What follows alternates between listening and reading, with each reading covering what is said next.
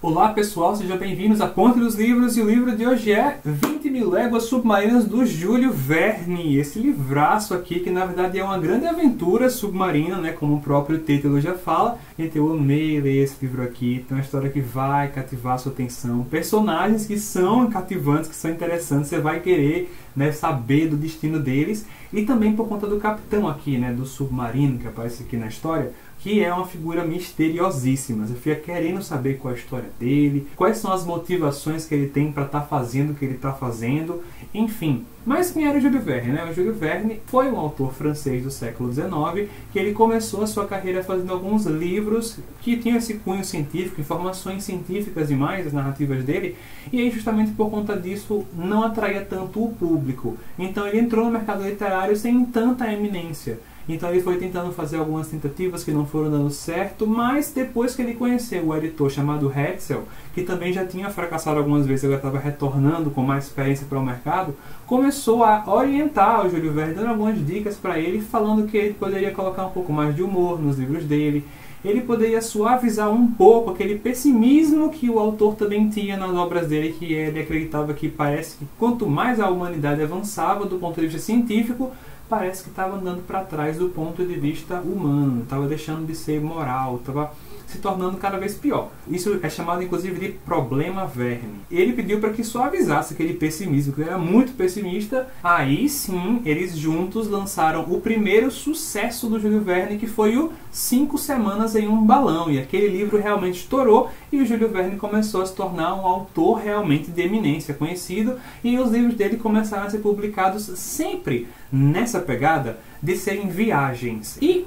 todos aqueles livros juntos são conhecidos hoje como uma coleção que é As Viagens Extraordinárias, do qual 20.000 Léguas Submarinas, é claro, faz parte também. O Júlio Verne, pessoal, como vocês sabem, ele é considerado o pai da ficção científica porque ele tinha a capacidade de jogar a imaginação dele ali um passo para frente e ele começava a visualizar coisas que poderiam ser inventadas no futuro. Mas o Júlio Verne, e essa é uma característica dos livros dele, que dá inclusive uma verossimilhança muito grande para a obra, nunca se afastava muito da realidade. Inclusive ele acreditava que esse era o poder da ficção científica. Se fosse muito sem pé nem cabeça, as pessoas não iam se sentir atingidas, cativadas, porque é uma coisa meio fantasiosa.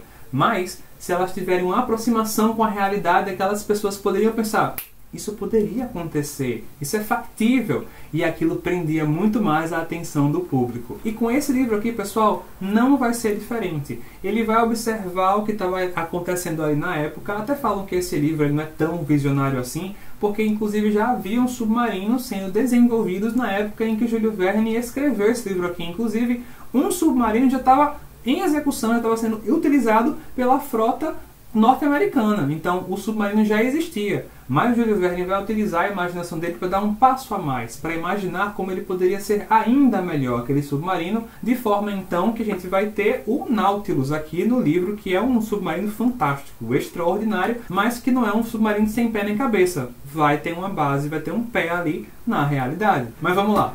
Vamos falar um pouquinho, pessoal, agora do enredo desse livro, que é maravilhoso. No ano de 1868, vários navios começam a naufragar misteriosamente, de forma que as pessoas começam a elocubrar se não seria alguma máquina que estava derrubando eles, mas todos os países, eles colocam assim com muita transparência que não foram eles que estavam ali fazendo aquilo, e eles começam então a pensar que poderia ser um monstro marinho, e essa é a ideia que é melhor recepcionada. Então os Estados Unidos se prontificam e entregam ali a marinha deles para poder caçar aquele monstro.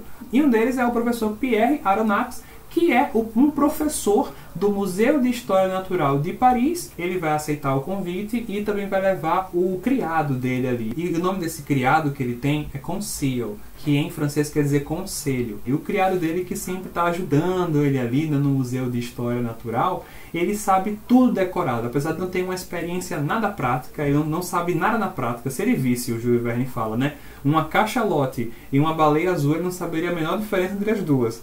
Mas ele saberia classificá-las, né, família, gênero, espécie, perfeitamente, porque ele tem tudo decorado ali na cabeça dele, então ele sabe tudo disso. Então o Aronnax e o Conseil, eles vão para essa frota desse navio, e quando eles chegam lá eles vão conhecer mais convidados, né, e um deles é o arpoador canadense chamado Ned Land, que é o contrário, o oposto assim do Conseil, né? Porque ele não tem um conhecimento acadêmico muito grande, mas ele tem muito conhecimento prático. Ele já rodou o mundo inteiro caçando baleias, ele é um arpoador, né? Arpoador é aquela pessoa que fica no navio baleeiro, ele desce ali para o bote, vai até a baleia e ele quem arpoa a baleia, né? Ao contrário do Conseil, ele é impulsivo, ele é instintivo, ele pode perder a cabeça, ele fica chateado assim com qualquer coisa, né? E ele vai ficar amigo do professor Aronnax, né? Ele vai gostar do conhecimento, ficam trocando figurinhas ali, né? O professor vai falar também das coisas que ele sabe, o Ned Land da experiência que ele tem no mar, né? Inclusive, o professor Aronnax dá um spoiler na história, né? E fala que,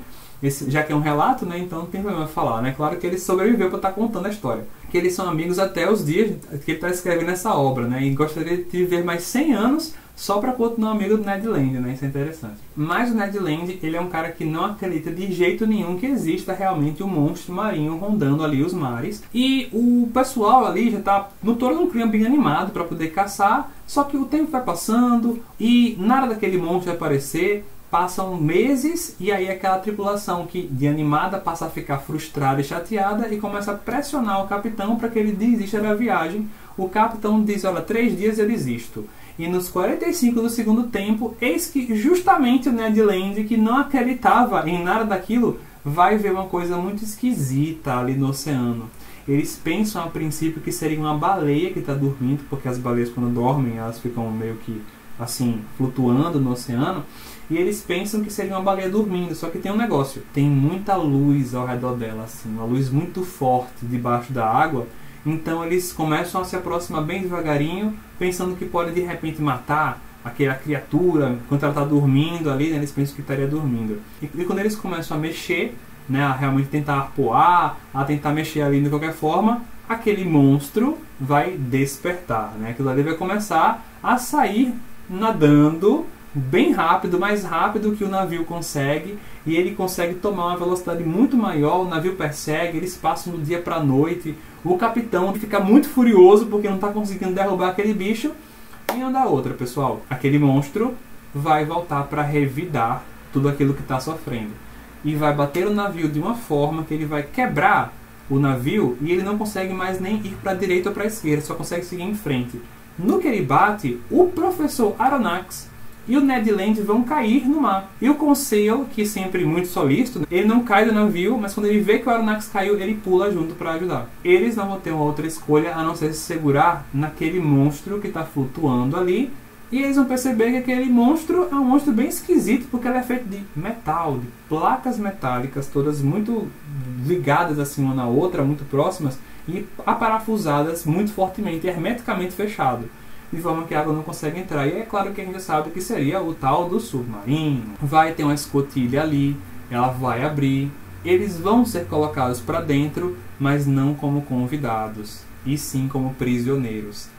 Toda essa parte, pessoal, de a tripulação do submarino aprisionar eles e entrar em contato com eles, ter toda uma coisa que eles fazem para tentar, assim, primeiro eles fazem um teste com eles, eu não vou contar qual, mas eles fazem um teste, depois eles vão pegar as informações, saber quem é cada um. O que acontece então que vai chegar um momento que o capitão vai se apresentar para eles. E esse capitão, pessoal, já tem uma autoridade.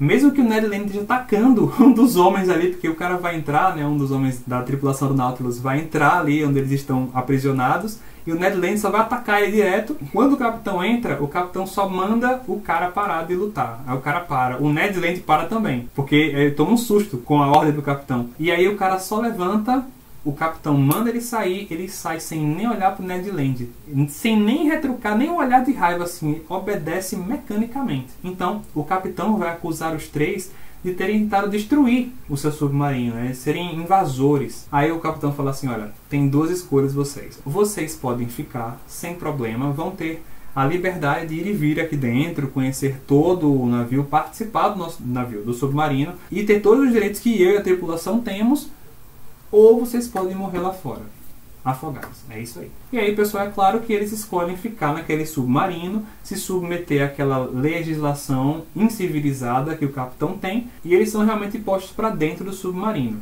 E aí, pessoal, a gente vai conhecer realmente o Nautilus, né? O Nautilus é um submarino espetacular, pessoal, com salões, O cara tem uma biblioteca com N volumes de livros, ele tem uma coleção ali de crustáceos e outros animais marinhos que tem um valor assim inestimável. Ele tem obras de arte, de escultura, de pintura que são absurdamente caras assim. O Aronnax até pergunta para ele quão rico ele é. Aí ele vai responder assim: infinitamente rico. E mais, tudo aquilo que eles possuem, é claro, do Nautilus é tirado do oceano, mas eles continuam sobrevivendo daquelas coisas. Eles não vão até o continente para poder tirar coisas dali para ter um navio, não. Alimentação, vestimenta, tudo que eles têm é tirado do mar.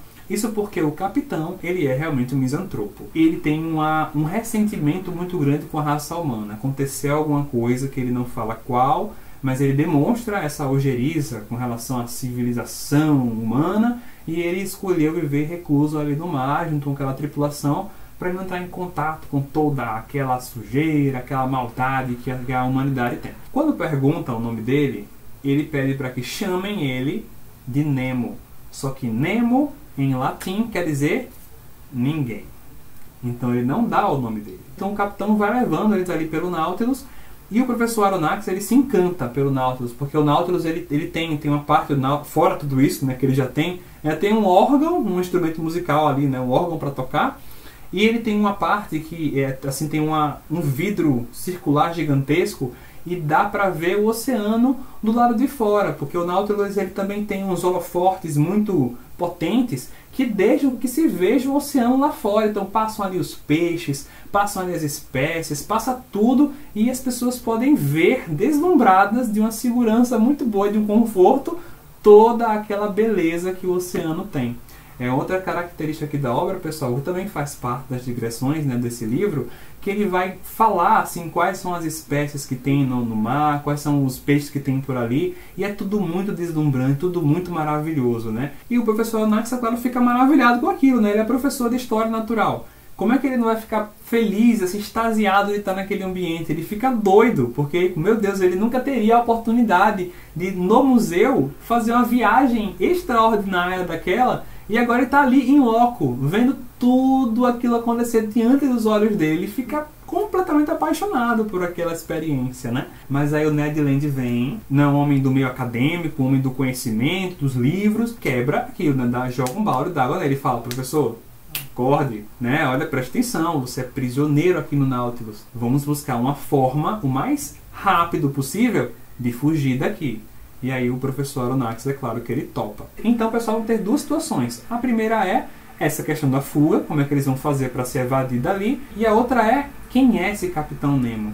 Qual é a motivação dele para estar vivendo daquele jeito? Como é que foi que ele construiu aquele submarino? Quem são aquelas pessoas que estão na tripulação com ele? Por que ele tem esse ressentimento tão grande? Qual é a motivação dele para estar vivendo aquela vida daquela forma, sabe? E, inclusive, a gente vai perceber que essa parte da misantropia do Capitão Nemo, né, é interessante. Quem fala isso é o Roberto de Souza Causo, que faz a introdução aqui para essa edição.